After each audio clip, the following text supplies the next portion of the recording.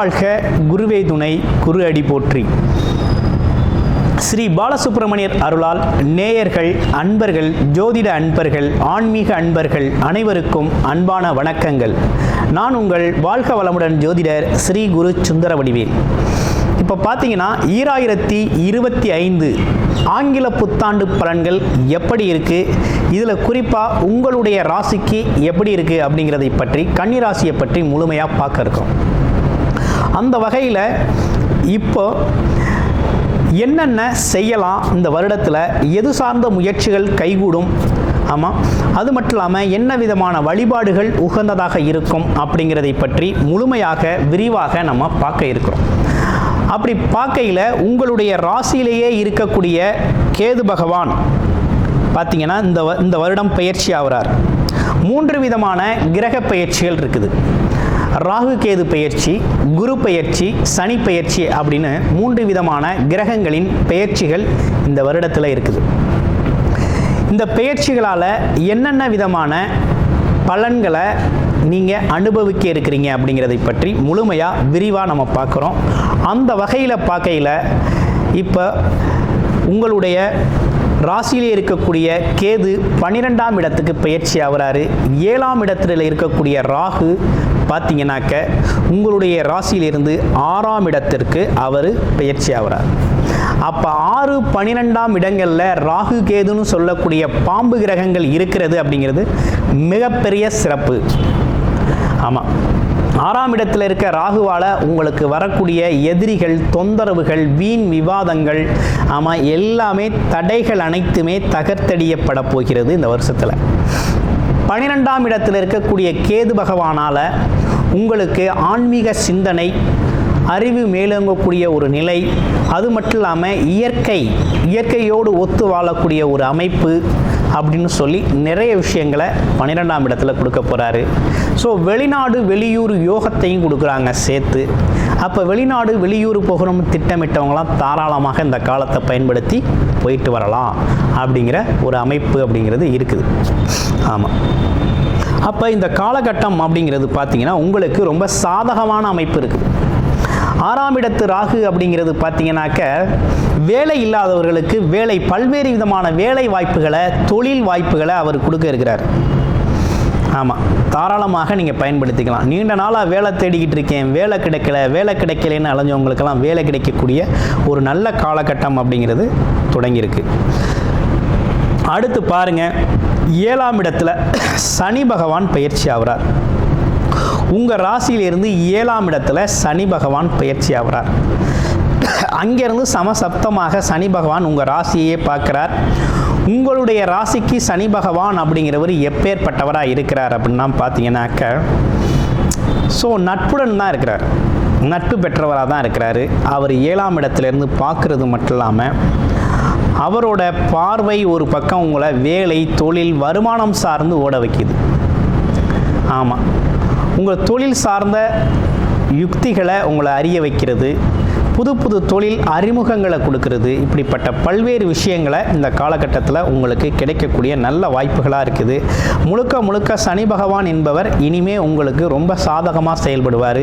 பொதுஜன தொடர்பை ஏற்படுத்துவார். நண்பர்கள் மத்தியில், குடும்ப உறவுகள் மத்தியில் பார்த்தீங்கன்னா ஒரு நல்ல நட்புறவை ஏற்படுத்தக்கூடிய வகையில் தான் இருக்கார். அதுவும் பார்த்தீங்கன்னா உங்களோட மனைவிக்கோ அல்லது நண்பர்கள் மூலமாகவோ சேர்ந்து தொழில் செய்யக்கூடிய ஒரு நன்மை, அவங்களுக்கு ஒரு தொழிலை வச்சு கொடுக்கறது அப்படிங்கிற மாதிரி இருக்கிறது, ஒரு வேலை வாய்ப்பை உருவாக்கி கொடுக்கறது அப்படிங்கிற ஒரு விஷயம்லாம் நடக்க இருக்கு. அதுலேயும் குறிப்பாக போட்டி பந்தயங்கள் அப்படிங்கிற ஒரு விஷயத்தெல்லாம் ஜெயிக்கக்கூடிய ஒரு ஆற்றலை கொடுக்குறாரு. ஸோ பல்வேறு விதத்தில் உங்களுக்கு நல்ல விஷயங்களை தான் கொடுக்குறாரு. ஆனால் சனியோட பார்வை அப்படிங்கிறது உங்கள் ராசிக்கு விழுகிறதுனால என்ன நடக்குது அப்படின்னு பார்த்தோம்னா, கொஞ்சம் உங்களுடைய பேச்சில் கொஞ்சம் கவனம் தேவைப்படுது. அவசரப்பட்டு எதையும் பேசிடாமல் நிதானமாக பேசுகிறது அப்படிங்கிற ஒரு பழக்கம் உங்களுக்கு அவசியம். ஆமாம், இது கண்டகச்சனி அப்படிங்கிறது மாதிரி நம்ம சொல்கிறது உண்டு. அப்போ கண்டகச்சனி அப்படின்னு 7ஆம் இடத்துல சனி பகவான் இருந்து பார்க்குறதுனால ஒரு விஷயம் பண்ணணும்.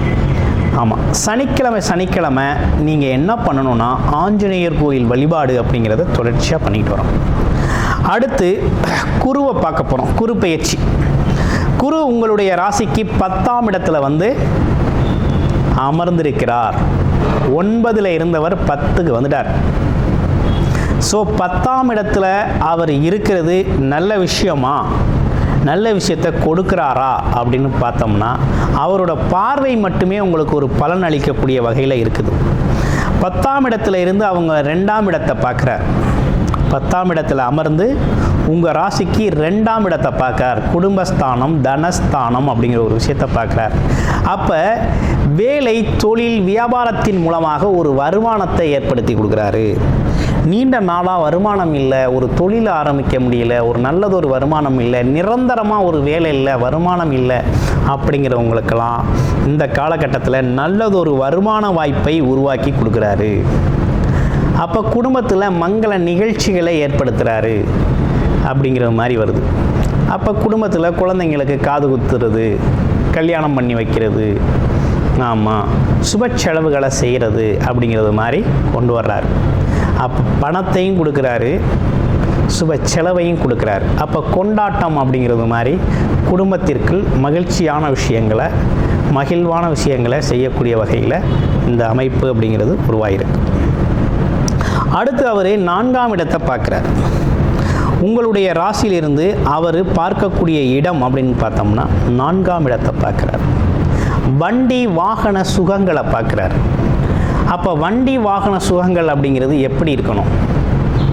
ஆமாம், இதுவரையும் அமையலைன்னா இனிமேல் அமைஞ்சிரும். ஒரு இடம் வாங்கிறது, ஒரு வீட்டை கட்டுறது, வீடு கட்ட ஆரம்பிக்கிறது, ஏற்கனவே ஒரு வண்டி இருக்குன்னா வண்டியை மாற்றிக்கிறது, அது புதுசாகவே ஒரு வண்டியை வாங்கிறது, ஒரு கார் வாங்கிறது அப்படிங்கிறது மாதிரி கொடுக்குறாரு. சுகஸ்தானம், குடும்ப உறவுகளுக்குள்ள ஒற்றுமை அதிகரிக்கிறாரு. நீங்கள் பேசுகிற வார்த்தைகளுக்கு மதிப்பு கொடுக்குறாரு. இதுவரையும் உங்களுடைய வார்த்தைகள் சொல் பலிதம் இல்லைன்னா இனிமேல் சொல் பலிதம் ஏற்படும். வாழ்க்கை, உங்களுடைய வார்த்தைக்கு மதிப்பு கூடும், சொற்களுக்கு மதிப்பு கூடும் வகையில் இருக்குது. அடுத்து அவருடைய பார்வை அப்படிங்கிறது 6ஆம் இடத்துல வந்து விழுகுது. உங்கள் ராசிக்கு 6ஆம் இடத்துல குரு 6ஆம் இடத்தை பார்க்குறார். அந்த இடத்த வளர்த்து விடுறார். அப்போ வேலை அப்படிங்கிற ஒரு விஷயத்தில் உங்களுக்கு ஒரு முன்னேற்றத்தை கொடுக்குறாரு. கூடுதலான வேலை, வருமானம் அப்படிங்கிற ஒரு விஷயத்தை உருவாக்குறாரு. கடன் பிரச்சனைகளை ஒரு தீர்க்கிறதுக்கு ஒரு தீர்வு கொடுக்குறாரு. கடன் சம்பந்தப்பட்ட, எதிரி சம்பந்தப்பட்ட, சத்துரு சம்பந்தப்பட்ட, நோய் சம்பந்தப்பட்ட தொல்லைகள்லாம் இருந்து கொஞ்சம் விலக்கு கிடைக்குது, விடுதலை கிடைக்கக்கூடிய ஒரு காலகட்டமாக அந்த காலகட்டம் மாறுது.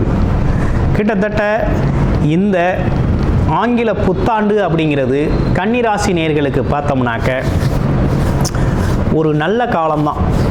அது எந்த விஷயத்தில் அப்படின்னு பார்க்கையில் குடும்ப உறவுகள் சம்பந்தப்பட்ட விஷயத்துலேயும் சரி, வீடு, வண்டி, வாகனங்கள் சேர்ந்த அசையும் மற்றும் அசையா சொத்துக்கள் வாங்கிறது அதுலேயும் சரி. அடுத்து பார்த்தோம்னாக்க உங்களோட கடன், நோய் சார்ந்த பிரச்சனைகளுக்கு தீர்வு எடுக்கிறது, இப்படிப்பட்ட விஷயங்கள்லாம் உங்களுக்கு தீர்வாகக்கூடிய நல்ல விஷயங்கள் நடக்கக்கூடிய அமைப்புகளாக இருக்குது. ஆமாம்.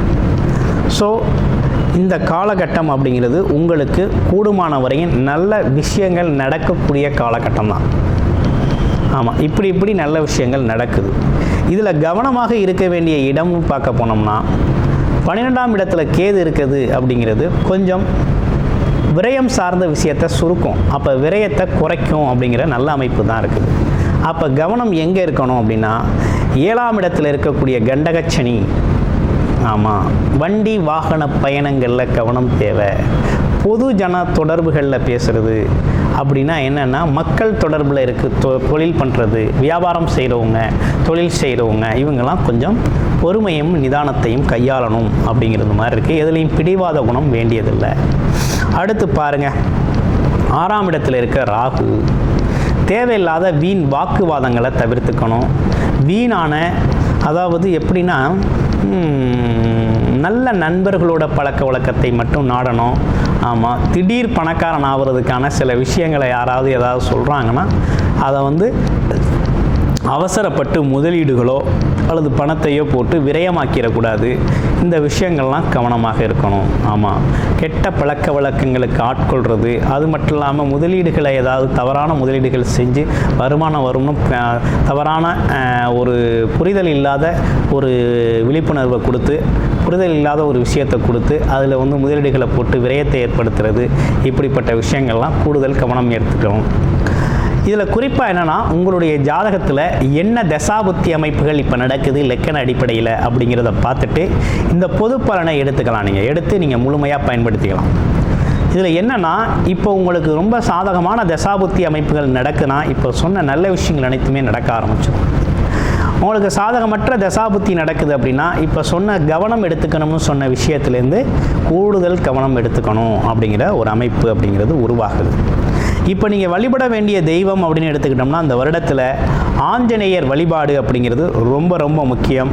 அதற்கு பிறகு பார்த்தீங்கன்னாக்க அம்மன் வழிபாட்டோடு சேர்ந்த விநாயகர் வழிபாடு அப்படிங்கிறதும் கூடுதலாக அந்த வழிபாட்டை நீங்கள் தொடர்ச்சியாக பண்ணிட்டு வாங்க.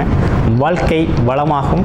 இந்த 2025 அப்படிங்கிறது உங்களுக்கு நல்லதொரு பொருளாதார முன்னேற்றத்தையும் குடும்ப வாழ்க்கையில் ஒரு மகிழ்ச்சி சந்தோஷம் அப்படிங்கிறத அதிகரிக்கக்கூடிய ஒரு அற்புதமான வருடமாக இந்த வருடம் அமைஞ்சிருக்கு. நன்றி, வணக்கம், வாழ்த்துக்கள்.